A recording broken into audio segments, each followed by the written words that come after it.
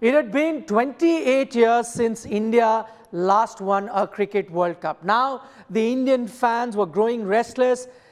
Shows in various newspapers and television channels had only one headline ahead of the 2011 World Cup. That was India Mange Cup. The near misses that you had in the 1987 World Cup at home, then the 1996 World Cup at home, followed by the final appearance in 2003, and then the disappointment of 2007. Now you needed a World Cup. This was a very important World Cup because this World Cup was Sachin Tendulkar, arguably the greatest Indian cricketer ever, probably one of the greatest to have ever played the sport, was playing his last World Cup. You knew that, and Sachin himself had said, I've got all the records that I want, but he wanted that Cricket World Cup because he grew up in a time, in fact, the first time that Sachin Tendulkar fell in love with this game is when he saw Kapil Dev lift the 1983 World Cup. You are watching World Cup Rewind with me, Nikhil, Rajdeep, Sardesai. So there was plenty at stake at this World Cup. Even before it started, Sachin often goes on to say, everywhere they would travel ahead of the World Cup, everyone would say, World Cup chahiye, sir, World Cup chahiye. Let me give you a Sachin Tendulkar story, since you mentioned him. 2007, the disaster in the West Indies, India knocked out in the very first round. I met Sachin Tendulkar a few days after that. I remember going to he used to live in a skyscraper in those days before he moved to his bungalow later in his life. And it was a very funereal air. He was depressed, he was sitting alone, and you could sense that that positive energy that once always radiated out of Sachin Tendulkar was missing. We did an interview, which interestingly he didn't want to put on camera, but said you can record it. So I had to record Sachin Tendulkar and play it out as an audio interview. I asked him about Greg Chappell, the difficulties that he'd had, the sense of depression that he felt. And I asked him, Sachin Tendulkar, is this your last World Cup? And he was undecided. He said, I don't know. I hope it's not, but I don't know. So in 2007, Sachin Tendulkar was possibly at his lowest point in his career. He'd never really experienced a low like that. A month later, Nikhil, I get a call from his brother Ajit, whom I knew very well and who had really mentored Sachin through his life. And he says, you know, Rajdeep, Sachin said in the interview to you that he was not sure. I can tell you now, he's sure.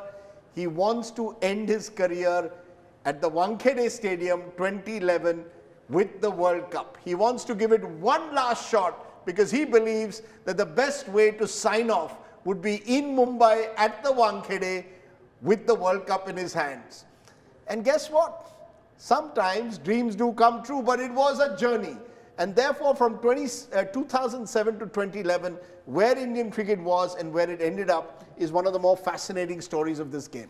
And another story around it, because as we were entering that 2011 World Cup, just contrast the two sides between 2007 and 11. Number of the cricketers who Sachin Tendulkar had grown up with in a way, the Saurav Gangulis, the Rahul Dravids, the VVS Lakshmans weren't around.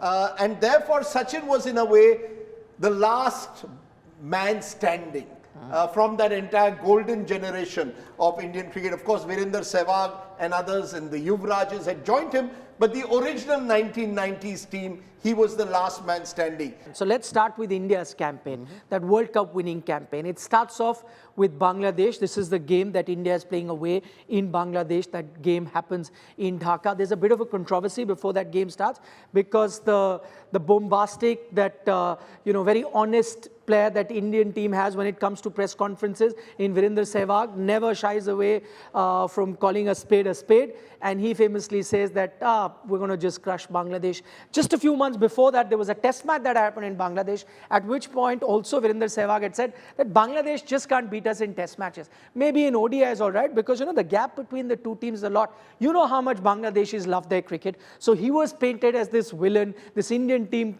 coming to Bangladesh. And I remember entire campaign around the Bangladesh team was that, as we would say with India, Pakistan, forget the World Cup, Pakistan, Kora. Bangladesh were in that situation that, listen, this is an Indian team. They've disrespected us. This Virender Sehwag has disrespected us. So you got to beat them. But what India go ahead and do in that game, 370 runs is what they pile on. I saw that game. Very interestingly, my brother-in-law is a Bangladeshi national obsessed about cricket. So we went to watch the game together. He in his Bangladesh shirt, me in my India shirt. And you're right, around the stadium, I was surrounded by Bangladeshis who were desperate to defeat India. Yeah. You see, the Bangladeshis believe that they are much better than they actually might be on the ground. They've got good cricketers. At that time, Tamim Iqbal was there, Shakib Al Hasan was there. They defeated us in 2007. So there was a mood of optimism. But within that mood of optimism, I think Virender Sehwag gave them a dose of reality. He was terrific in that match. As was Virat Kohli. Yes. Virat Kohli is the other big change between 2007 and 11. He brings that young dynamism and he's just building into the World Cup as this outstanding one-day cricketer. He still hasn't made a mark in Test cricket. Virat is interesting in that sense. He built his career through one-day cricket and then gravitated to Test cricket. Sachin did the reverse. Sachin was first the outstanding red ball cricketer who goes to white ball cricket. But, that day in the Bangladesh, the Bangabandhu Stadium, the mood was very anti-India. And I was the sort of, sitting next to Ratnakar Shetty, the BCCI official. We were sort of cheering every boundary or every shot that Virender Sehwag hit. And, across us there was complete silence. Bangladeshi fans are like Indian fans of the 70s. They won't cheer a boundary from the opponents. There was silence in the stadium every time Sehwag or Kohli, who both got hundreds, hit boundaries. There was a context to this game because remember we spoke about the 2007 World Cup. It was Bangladesh that actually knocked India out. So revenge was also in the minds of the Indian players. 175 for Virender Sehwag, walked the talk, all the talk that he had before the game, but actually then performed on the field as well. 175. Virat Kohli's 100 is very important and sometimes it's overlooked. You don't see it in the context of his career because even while, as Rajdeep says, that he made his mark in one day and then comes to Test, this knock was very important because I remember there was a lot of coverage that should Virat be part of that 11. That 11 was leaving out someone like a Suresh Raina at that time. Suresh Raina probably had a better time in ODI cricket at that time. So there were these three players between Yusuf Pathan, Suresh Raina, Virat Kohli, all vying for that middle order spot because your top three were done. Your top three were Virender Sehwag, Sachin Tendulkar and Gautam Gambhir at number 3. So now that middle order conundrum, Virat to this day gives MS Dhoni a lot of credit for backing him in those days because of, not really sometimes great performances. That 100 actually helped Virat then play all the games of this World Cup. Had that 100 not come there, who knows, maybe a couple of failures, you would have gotten Suresh Raina earlier into the 11. It's taken us 10 minutes of talking on the 2011 World Cup before you uttered the magic word of MS Dhoni. Yes. The truth is that we discussed Nikhil pressure, home pressure, playing in home condition. Remember, the hosts had never won the World Cup, barring, you could argue, Sri Lanka, which was co-host of 1996. So there was obviously a sort of host jinx to the World Cup, but it was about pressure. Now you've got someone who really is the right man to handle pressure because if there's one thing that distinguishes MS Dhoni from most other players that one has seen around him, it's his ability as a leader to handle pressure. And he's got with him a manager in Gary Kirsten who, much like MS, is a relatively quiet, unflappable man. I remember interviewing Gary Kirsten later, and one of the things he told me is that they decided they would not allow the Indian team to receive the daily newspaper or the media. Don't listen to any of the surround sound. In those days, pre-COVID, you'd get the newspaper below your hotel room door. The Indian team had no idea what the world was talking about. And I think that was Gary Kirsten and MS Dhoni, two very, very unflappable characters coming together, calm, collected, and as you said, taking the right decisions. I think you had people who took objective decisions. Too often in Indian cricket, there's been a lot of subjective decisions that are taken by people who don't necessarily always have the best interests of the team at heart. I would give a lot of credit, therefore, to that Dhoni-Kirsten combination. Although Chika, as chairman of the selector, said, don't forget about me as well. I'm the lucky charm. Well, MS Dhoni didn't have a great World Cup when it comes with the bat. Of course, till we reach the final, we'll keep that story. It's going to be coming up. But didn't have a great World Cup. a few years later, Virender Sehwag goes on record and says that this is something that not a lot of people know, that throughout that World Cup, MS Dhoni was only eating khichdi. He kept having khichdi because he became superstitious. He said the team is doing well. So somebody told him, but you know, you're not scoring runs. He said, it doesn't matter if I'm not scoring runs. Me eating khichdi is ensuring we are winning. So just to quickly run you through India's campaign, they won that game versus Bangladesh, and then they play a game against England, a big high-scoring game, 300 plus scored, but that's a tie that you get in Bangalore, India versus England. From there on, Great game. Very good. One of the best games of one-day cricket that you can see, because England, for a while, you know, Sachin gets 100. Yes. So he's in top form. It looks like India's going to win that game. But then the English bat, even better than the Indians, particularly Andrew Strauss and Ian Bell, looked in terrific form, Yes. looked like winning. And then at about 280 for 4, you've got Zahir Khan, comes up with a great spell. So, you know, you're suddenly having a team which in the first couple of games has had Virender Sehwag, Virat Kohli getting hundreds. Then you've got Sachin Tendulkar who's got 100. And you've got Zahir Khan in top form. So at least 4 or 5 of your top players are sort of bubbling. And then there's, of course, Yuvraj Singh, Yes. who's also got a, you know, also getting into his stride in that game against England. So you've got an Indian team which is now not revolving around one individual. I think that's the big difference that that team made. Yes, then Yuvraj slowly comes into his own, gets a 50 in that game, as That's you right. mentioned, versus England. Then you have 2 easier game versus Ireland, and then 1 against Netherlands. In Ireland game, it kind of gets tricky at one point, then but Yuvraj comes in, gets that 50 one more time. Also picking up 5 wickets, then picks up more wickets versus Netherlands. So slowly and gradually, you're seeing a Yuvraj Singh emerging. Then there's that hiccup. The only loss that India had at the 2011 World Cup, that was versus South Africa at Nagpur. Again, India, you know, think that they've got a big enough total, almost closing in on 300, but lose on that occasion. So a bit of a hiccup, maybe something that was needed for them to just course correct a bit. You see, I think that the one worry that the Indian team had, and again, this was what Gary Kirsten told me, was that they were very confident of their batting strength. Yes. You know, that they could in 50 overs score 300 plus in Indian conditions. The worry was the bowling. You know, did we have the attack against some of the best sides? So you allowed England to score more than 300 and you allowed the South Africans to score more than 300. So I think there was this concern that while we had the batting to win the World Cup, did we have the bowling? So, you know, it wasn't as if this was some kind of a World Cup which we just sort of walked our way through to glory. We had our ups and downs. South Africa was one of those games, and maybe it was just the wake-up call that India needed. A tie against England, a loss to South Africa meant that, you know, this Indian team was in a way on notice halfway through this tournament. Yes, but then they get another high, an easy win against the West Indies. Yuvraj Singh in this occasion gets 100, and probably it's around this time that the talk is going around in creating circles that this is Yuvraj Singh's tournament. He was heading, I remember Dean Jones was one of our panelists, and he said, for me right now, and he said it first, I remember very clearly, the late great Dean Jones, that this guy is heading towards the Man of the Tournament award because of his performances. Look at the number of wickets he's picking, look at the amount of runs he's scoring, and this is the time when none of us know at that moment that he's also coughing blood.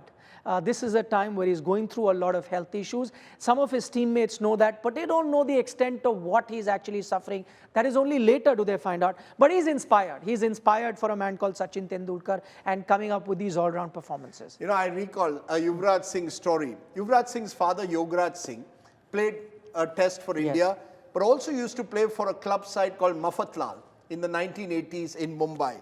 And we used to go to watch these Time Shield matches, which used to be played inter-office tournaments. And many years later, or in the 1990s, I happened to meet Yograj Singh, with whom I had built some kind of a relationship when he was playing for Mafatlal. And he turns around and tells me that, you know, my son is going to play for India. So, you know, Sunday out of the blue. And you know, Yuvraj must have been 10 or 12 at the time. And he was into roller skating and other sports as well. So I said, your son is going to play for India?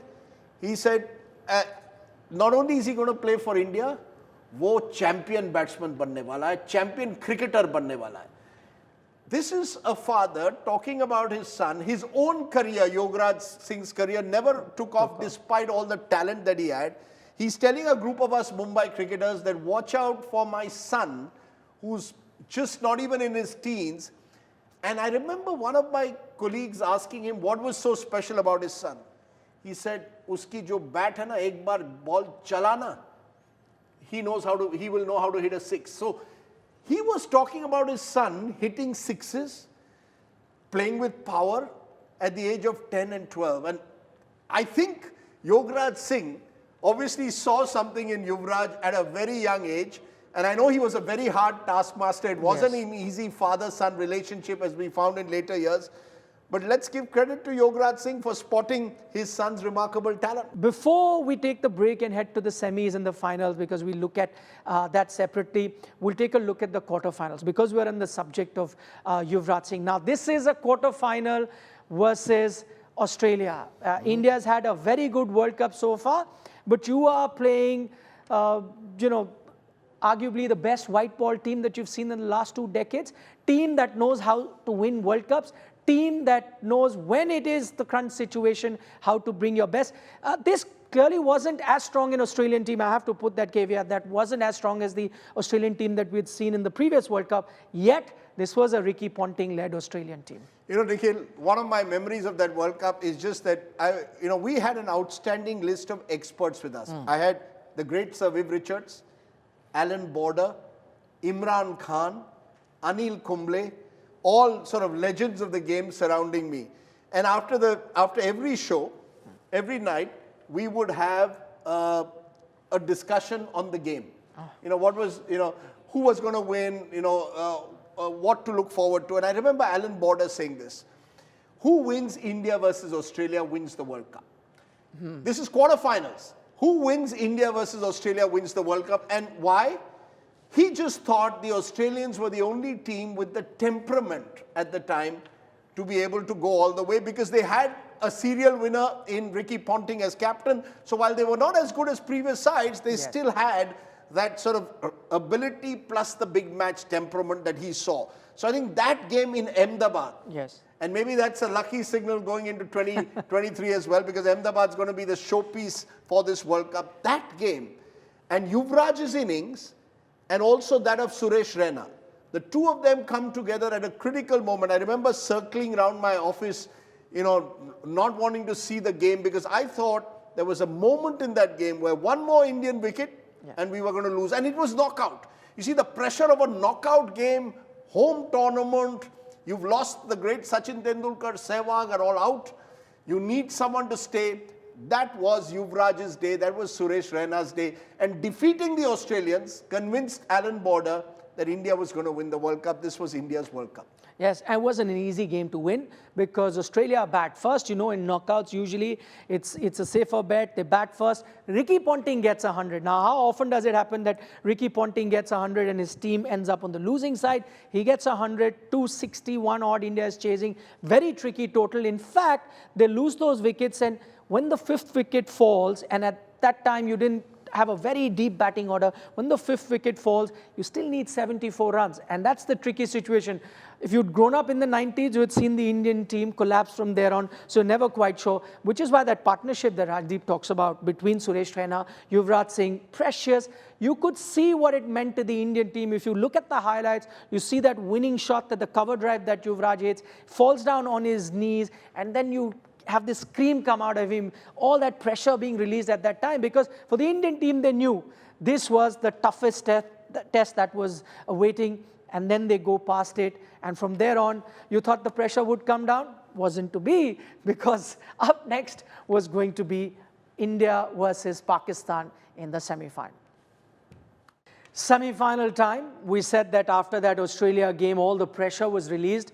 But only for a few days, because up next was arch rivals Pakistan. The context of this game, this was the first time these two teams were facing off after 26-11 in the subcontinent. You're playing at home, the borders were open, Pakistani fans were allowed to come and watch. The heads of states were present to be watching. Rajdeep, give us the political context and all the surround sound, the 360-degree view of what was happening around the match. The match we'll get to, but what's happening around the match. Look, India versus Pakistan, Nikhil, always has subplots. And one of those subplots is usually political. Now you've got a match being played in Mohali, in Punjab, As close in a way to the border, across the border, is Lahore. You've got this pressure on the Indian Cricket Board from the Pakistanis to allow Pakistani fans to be there. You've got the Indian government which is not sure as to how open should we be or permissive should we be to allow Pakistani fans to come over given the backdrop of 26/11. Prime Minister Manmohan Singh, I'm told, was the one who said, look, we may not be talking to each other politically, but I think when it comes to a cricket match, we've got to have traditional Indian hospitality. And he led the way because he chose to go to the match. Once he was there, Pakistan's Prime Minister Gilani there, you suddenly had the two leaders there and lots of others. If you look at the photographs of the match, Priyanka Gandhi Vadra, Rahul Gandhi, the Congress was in power. Yes. Rajiv Shukla, your friend, was playing an important role, both as a Congress minister and indeed a cricket official. And he and others pushed, in a way, the Indian government to make this an occasion to remember. I'd like to believe that I think for once we knew we could beat the Pakistanis. Interestingly, Alan Border had said whoever wins the match between India and Australia wins the World Cup. Yes. Imran Khan tells us whoever wins the match between India and Pakistan wins the World Cup. So, you had the Pakistanis, are always a tough team, but on that day, it was a tough game. Yes, it wasn't a cakewalk. It wasn't a cakewalk. Oftentimes you get the home advantage, but you speak to a lot of cricket pundits, they'll say a pressure game like India-Pakistan, you're better off playing away from home because that sort of expectation is not there. Now, India is playing Pakistan. History is on India's side. They still haven't lost to Pakistan in a World Cup game. They bat first, and it's not the best batting display by this Indian team. The lone man standing is a Sachin Tendulkar, gets 85. He's dropped, I remember clearly because we went through those figures time and again, 4 times.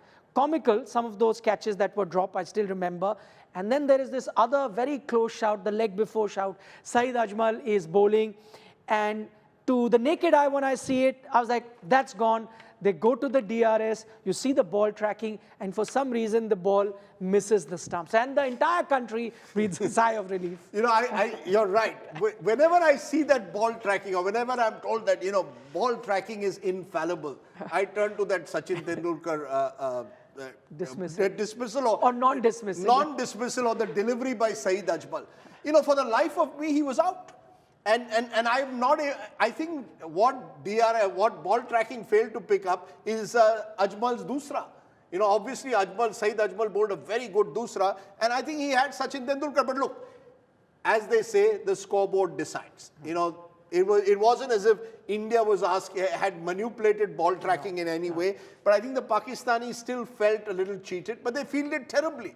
And that enabled India, even though Yuvraj gets out for a duck, I think, yes, to Wahab Riaz, who's bowling really quick.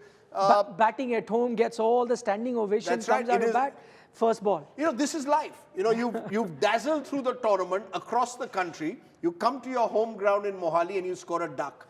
And Sachin Tendulkar, in a game against Pakistan, he has this incredible record in the World Cup. Keeps scoring runs, barring once, I think. He's always got runs against Pakistan. So credit to Sachin, gives us a competitive score and runs on the board. I think, Nikhil, this is my theory. I know once or twice the chasing team has won. India against Pakistan, always best to have runs on the board. That's true. India got 260. Eerily similar to what Australia had got against India. It's middle of the innings. I'm sure there's a thought in the Indian team's mind that, listen, this is what Australia got. We chased it down. Will we be able to defend it? And at one point, looked like Pakistan could chase it. They are 103 for just 2 down. Not too many runs to get. But then Pakistan do what Pakistan do, commit harakiri. And from there on, India continuously keep picking wickets and then are victors at the end. So the pressure match is done. Because, as we said at the outset, India's strength was in its batting. Yes. 260 is not a great score. The Pakistanis had a decent batting lineup, good against spin. And with about 20 overs to go, about 120 runs were needed. Yes. And that's how the game has changed. 20 overs, 120 runs, 12 years ago meant you were under pressure. Today, because of T20 cricket and the amount of cricket you'd play, 6 runs and over, you'd think it's a walk in the park. They had Misbah-ul Haq. Yes. And I kept telling, everyone in where we were watching the game, including the great Sir Viv Richards, you never know, as long as Misbah is there, Pakistan has a chance. But I think somehow that Pakistani team wasn't able to handle the pressure of playing in India. I think it works both ways. You've got pressure of playing on your home ground, but when you're India versus Pakistan, anywhere in the subcontinent, you're under pressure, or anywhere in the world, really. And I think that day, India handled the pressure better than the Pakistanis. And once again, let's give credit to MS Dhoni. I think Dhoni brought that calming influence that you need for the big match, which the Pakistanis lacked that kind of leadership. So I think leadership, Nikhil, played a huge role in that semi-final. Okay, so MS Dhoni leads me very nicely into the moment that belonged to MS Dhoni. Now, this is the final at your beloved Wankhede, the moment that Sachin Tendulkar had almost reversed his decision to retire, the moment that he's been waiting for, the moment that the entire country is waiting for. I remember as a broadcaster, that gap between the semi-final to the World Cup final was the most tiresome because we had non-stop programming building up to that final, traveled to Mumbai to watch that big game. And 2nd of April, while I'm heading to the Wankhede after doing the shows, I've never seen Marine Drive as empty as it was on that day, because about hour and a half before the final was to start, everyone had settled in wherever they wanted to watch the final. I've got a lot of regrets in life. One of my regrets is not going to Mumbai to watch the final. I'm now trying to sort of think what was my rationale for not going. I was asked by, I think, our channel editor, one of the guys doing our cricket programming, that they had committed to a sponsor that I had to be in the studio or something bizarre like that. I don't think it even makes sense at the moment, but I didn't go to Mumbai. And I chose to stay back in Delhi to watch that final. And when I think about it, it is one of the deep regrets, the ground on which I had grown up in, yes. Wankhede Stadium. What better sort of spectacle than to watch India in a World Cup final? I'm afraid, Nikhil, you were the lucky guy, you were the wiser guy. You realize I wasn't that lucky after all, as I continue with my story. Okay, yeah, but still, the fact that you're there, you can tell your children and grandchildren, yes, I was there when India won the final at the Wankhede. Okay, so this is how the World Cup final starts then. It starts with a controversy. There's a toss that happens. And for the very first time in World Cup history of a final, the toss happens twice. Now, I've heard various versions, but you could say, after listening into all those versions, it's crowdy, people are screaming. Sangakkara says, I've never been in a situation like this. And the coin goes up, Sangakkara says heads. It falls down head, but Dhoni says that, I didn't hear him say head. The match referee says, did you say head? So he's won the toss, technically, according to Sangakkara. But then they say, no, we're not really sure if this happened in the correct way. Let's toss the coin one more time. And it goes up for the second time. Avoiding a major controversy, the second time, Kumar Sangakkara, not playing the percentage game, once again calls head. And this is heads this time. He wins the toss and takes, as you said, big games, takes the right call to be batting first. Now, but Sri Lanka are hampered. Now, this is another very important thing. There was later an investigation over there. 4 of their key players missed the final. There is also cloud over Muthaiya Muralidharan, whether he'll be fit or not. Suraj Randeep is flown in. Chaminda Was is flown in just as backup to play in the final. But I think 2 or 3 players that they really missed in that final. There is no Angelo Matthews, who had played an outstanding knock in the semi-final. He's missing from that game.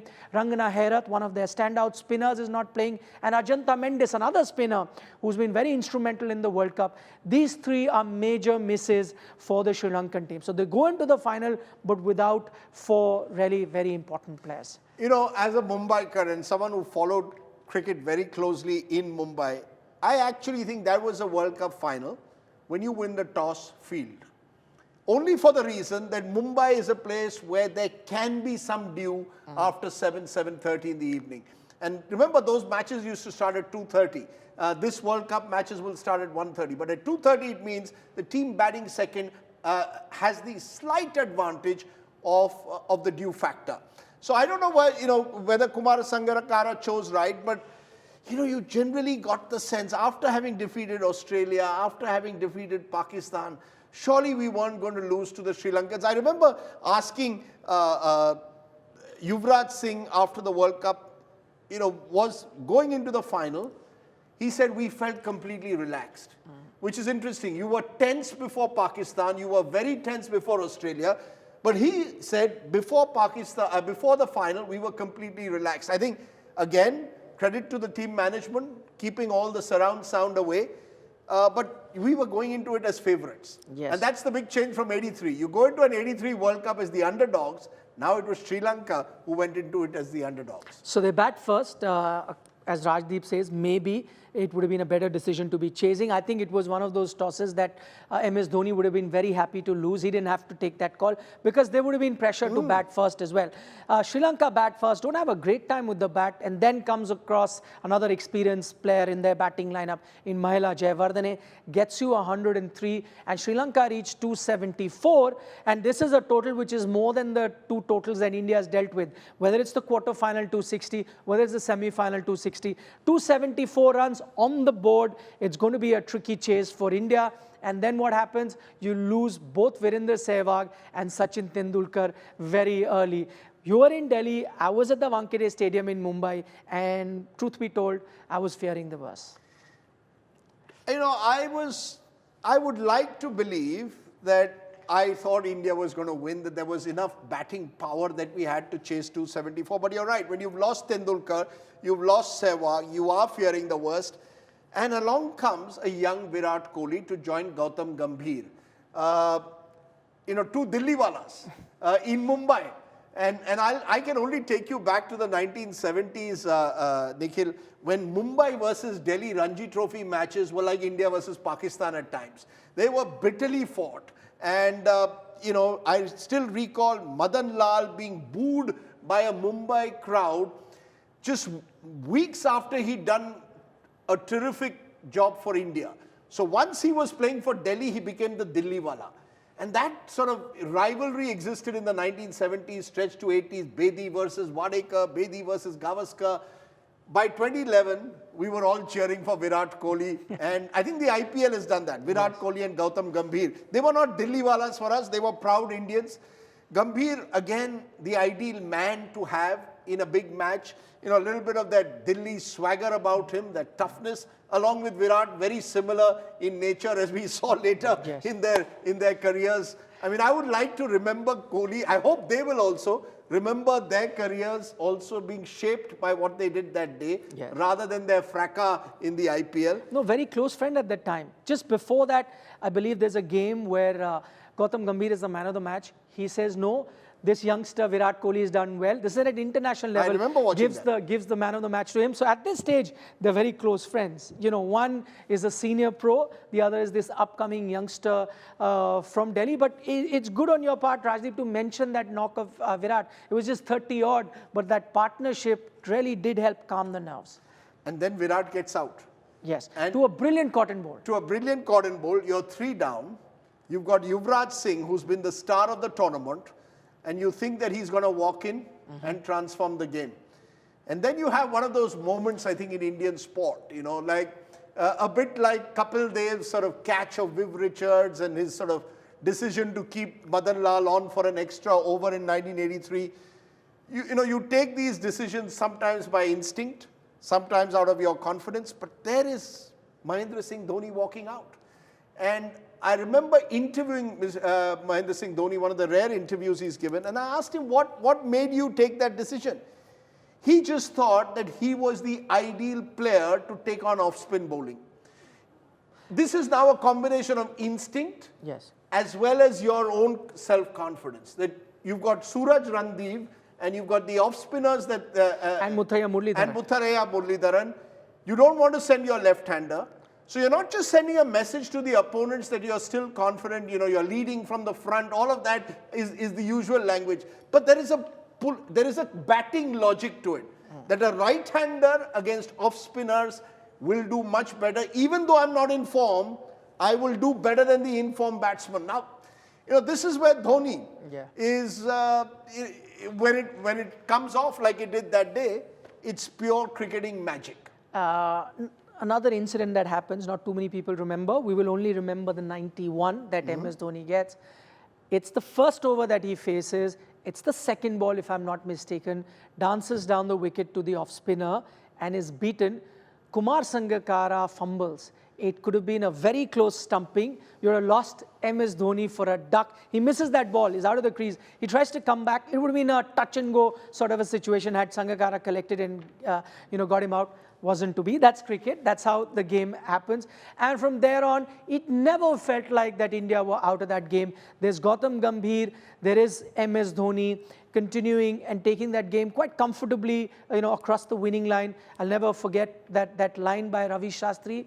Dhoni finishes off in style. Is that what he says? It goes sailing. And the sad bit about my story, which I was telling you, like every other television reporter, I did not see that six even whilst I was there at the ground, because like every other anchor, I was told to be ready for my live, to do the show at a sort of a setup that we had made for the show right outside the Wankhede Stadium. So it would take me 15 minutes to get there. So I left, while India were cruising and they were going to win, and I left the stadium. But the last thing that I'll remember from that time, just before I was leaving, it was about 15 minutes before the game was to get over. And MS Dhoni has mentioned this a little later, and I felt it at the time that I was standing, that the entire stadium was singing. They were singing Vande Mataram at one time, and everyone in cohesion. And MS Dhoni in his interview much later says that he got goosebumps. I was in the crowd and I did get goosebumps too, because you knew that the World Cup is now coming home. That six was just the cherry on top. The great thing about watching cricket in Mumbai is that is the one occasion. It's a bit like election day, where you can be the rich and famous, but you will be rubbing shoulders with ordinary Mumbaikar commuters. If you're in the North Stand, you'll have the cricket fans. If you're in the Garware Pavilion, in the boxes, you'll have the likes of Gautam Singhania, Amir Khan, Shashi Tharoor, Mukesh Ambani. So it is India. It's a collective. Mumbai on cricket match, big cricket match days, almost comes together as a city. Yes. And I think that was the moment. You missed the six. Sunil Gavaskar says that, if on his deathbed, if there's one thing that he wants to remember, it's Dhoni's six. He says that image plays out in his mind time and again. Ravi Shastri's commentary, finishes off in style. Dhoni finishes it off in style. Appropriately, Yuvraj Singh is there on the other side, because Gautam Gambhir has just got out after a brilliant knock. And Dhoni, I asked him, there is this theory that he shed a tear. You don't see it on the television screen, and Dhoni will never admit to it, but I am told that he did shed a tear. So, the great Mahendra Singh Dhoni can also get emotional. And I think that was the moment that the country wept with him. As we said, in the show, it was not an easy time for India. It was a feel-bad time. Things were not great politically, not great economically. Inflation was high, but you forgot all about that. That moment, you forgot everything. I'm being a true newsman here, and I'm going to throw in a controversy. There's a 97 by Gautam Gambhir. There is a 91 by MS Dhoni. India's won the World Cup. MS Dhoni is given the Man of the Match award. Every cricketing expert that I spoke to after that said Gautam Gambhir was their Man of the Match. And guess what? In my book, Democracy is 11, I actually wrote Gautam Gambhir Man of the Match, because in my mind, I thought he had got the Man of the Match. I thought Dhoni had played the decisive innings. I'll give him he did play the great shot at the end. He sort of took India, shepherded India through a tough period, but Gautam had batted right through. So you would have thought Gambhir gets the Man of the Match, and I wrote about it in the book, and I remember correcting it in the revised version. But yes, look, Dhoni gets the plaudits, the winning shot, but I think let's give Gautam Gambhir credit for that. It's I think a day which showed what Indian cricket had become. It was much more resilient. I think an Indian team in the 1990s would have struggled, even in a previous generation, one-day cricket chasing 270. I think there was a bit of steel in this team, and I think that made a difference. But you're right, we all cried. Sachin Tendulkar being lifted. Where were you when Sachin was being lifted by Virat Kohli? I was doing a program with Dean Jones, Ajay Jadeja. Sunil Gavaskar was to join me. Outside the stadium. Outside the stadium. He could not join me because the Marine Drive was jam-packed. There was, that same Marine Drive, which a few hours ago I said was completely empty, was jam-packed. You could not move your vehicle. So Sunil Gavaskar, sitting in a car, spent about hour and a half to just move less than 30 meters is what he says. So he could not make it to the program. He couldn't even get out because he'd get mobbed. So he kept sitting there. But I remember watching that those moments of Sachin Tendulkar being lifted. And this one quote I'll never forget is by Virat Kohli. And he says, you know what, they talk to him about Sachin Tendulkar. He says, this man has carried Indian cricket on his shoulders for 21 years.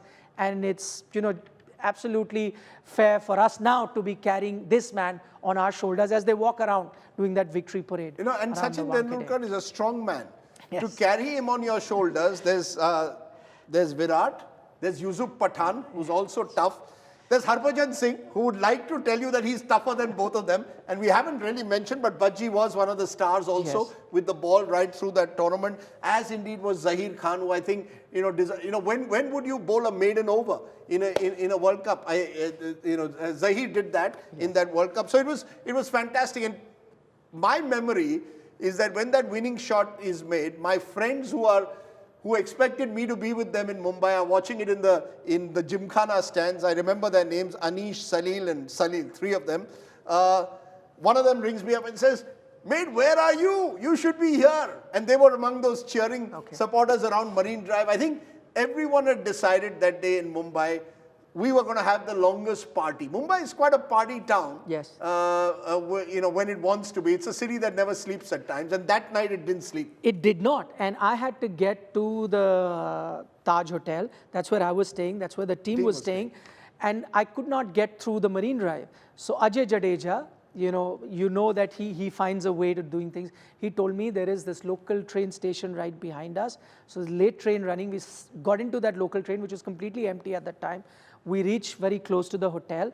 We walk into the hotel, and I remember the reception that the team gets at the hotel when they've come back after their interviews, their showers, changed. They walk in, and there is this lobby packed with guests who are staying. They're welcome, they go in. I spent the night at the hotel in the old wing, and that old wing has just opened about 3 months before, after that 26/11, and I don't sleep the whole night. One, because of the excitement. The other, because I'm scared. I'm at the old wing, and those images, that I'd seen on television run through my mind, that this is where, the terrorists may have been walking these corridors. This is where the bullet marks must be. So I'm awake the whole night. Next morning, when the team has to go, another image that I'll never forget is the team coming out, walking to the bus to go and meet, dignitaries, get their photos clicked. And out comes an MS Dhoni with no hair. So the MS Dhoni, who is known for his mane, has shaved off his head. It's later, something that we're told that, it's like sort of a mannat that he had asked for, that if he wins the World Cup, he'll shave off his head. And from there on, then interviews happened. But yeah, those 48 odd hours in Mumbai, one of the best of my life. Basically, it was the perfect end to a World Cup. You couldn't have asked for a better end to a World Cup script. Sachin Tendulkar being lifted across the Wankhede Stadium. Ajit Tendulkar, his brother, there with him. His kids, Arjun and Sara there. His wife there. It was, I guess, this is a nation that loves its religious gods. It loves its cricketing gods. That day, Sachin Tendulkar was deified forever. And Mumbai got it what it wanted, a World Cup win before Mumbai fans. We won the Ranji Trophy more than any other team, more than any other team combined. Mumbai has won more than all the other teams combined. But I think that day was a day for us to celebrate the idea of not just being Mumbai, of being India, of just celebrating Sachin Tendulkar, MS Dhoni, and just this wonderful sport called cricket. I'm just happy after all the episodes that we've done, and Rajdeep has boasted about being at every final of that, World Cup previously. This was that one final where I was there at the stadium, and I wasn't. But he wasn't. On that note, it's a perfect note to wrap up our episode of World Cup Rewind, the 2011 World Cup. India winning it for the second time, and it was extra sweet because it came after the huge lows of 2007. Up next, 2015, another World Cup where India did very well, but it was one bad half hour that cost them maybe another title. For the moment, from Rajdeep and I, thank you so much for watching. Celebrate the spirit of 2011.